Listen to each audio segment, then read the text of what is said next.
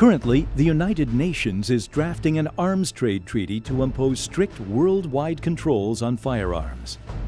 They publicize armed violence takes the lives of 740,000 people each year. This is an exaggerated claim which they use to influence policymakers.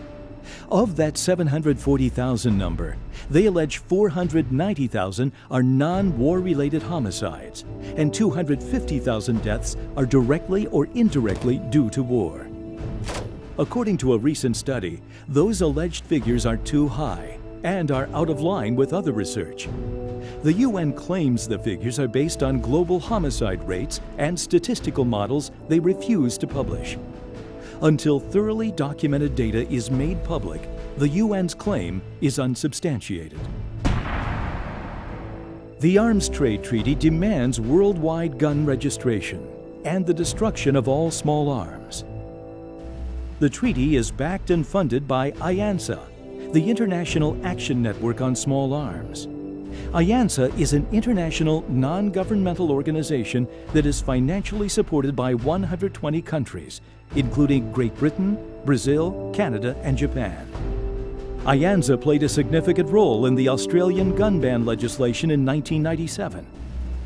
The group has publicly stated they oppose the use of firearms for self-defense. IANSA is at war with Jewish law. Sadly, the organization is largely funded by billionaire hedge fund manager and Holocaust survivor George Soros.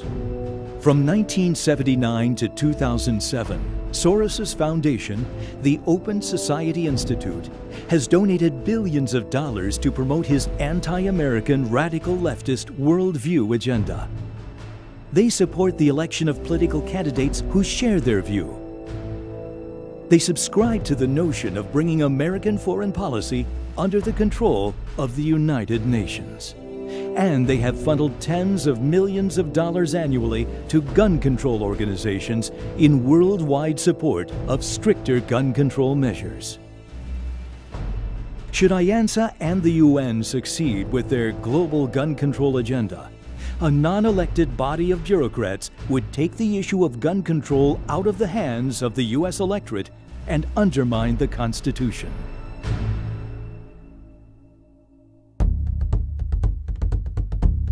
What's at stake is the Second Amendment.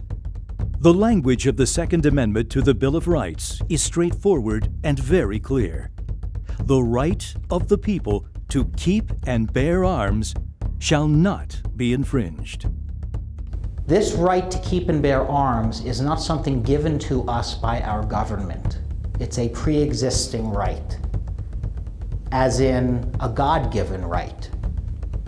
And in fact, we find this right in the Torah. The framers of the Constitution believed in God. They fought for the freedom from religious persecution. They firmly believe the right to self-defense is a fundamental God-given right, and the government's role is to protect that right. In terms of supporting Second Amendment, we should be supporting elected officials who advocate gun rights. We should be advocating gun rights ourselves, and we should advocate for the repeal of the sorts of gun control measures that we have seen throughout the world and throughout history have severe consequences to the people that were subject to those restrictions. Laws that protect rights must be fought for and preserved. No one would deny preserving the right to free speech or freedom of religious expression. And yet, many are willing to give up the protector of those rights, the Second Amendment. They are willing to give up the right of personal defense in exchange for security by someone who promises protection. I specifically looked into this issue of personal defense. What are my Torah obligations? And what does the Torah have to say about firearms ownership, about gun ownership, about being prepared for such situations? And what I found was that Torah law is very, very clear, that God has an expectation that we will defend ourselves. We're required to do so by Torah law, and we are required to be prepared to defend ourselves against reasonable threats. In Rambam, Laws of Robbery, Chapter 9, Paragraph 7 says, "One who breaks into a home, whether by day or night, if the homeowner or anyone else kills him, there is no crime." In fact, permission is given to anyone to intervene and kill the invader by any means necessary. So according to Maimonides, criminal trespass on your front lawn is already enough to justify the use of force to get this person off of your property. You need not wait until the person is inside of the home. In Leviticus 19, verse 16, it is written, "Do not stand idly by your brother's blood." Rashi says, do not stand idly by the blood of your neighbor. For example, if you see him dying and you can help, you are forbidden from standing by and doing nothing. In Jewish law, we have very few rights. We have obligations. One of our obligations in Jewish law is to defend and protect and save and rescue the innocent. Lo ta'amod al dam re'acha. If you see another person in trouble and you can help, you are required to help.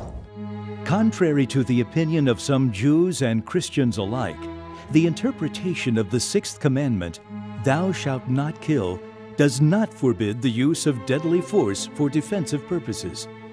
The original Hebrew translation of the sixth commandment is as follows, "Thou shalt not murder."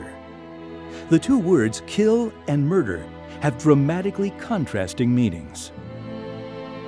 There are certain areas that are strikingly different between Jewish law and secular law, or between God's law and man's law. So for example, where I live in New Jersey, if there is someone inside of my home, I'm allowed to use a gun against that person. If there's someone inside my neighbor's home and I went with my gun to protect my neighbor's home, I would be arrested and put on trial for that. In Jewish law, I have an obligation to help. And if I can help, but I don't, I am held culpable by God Himself. He holds me responsible. I answer to a higher authority. We as Jews have a choice. We can live by God's law, or we can die by man's law.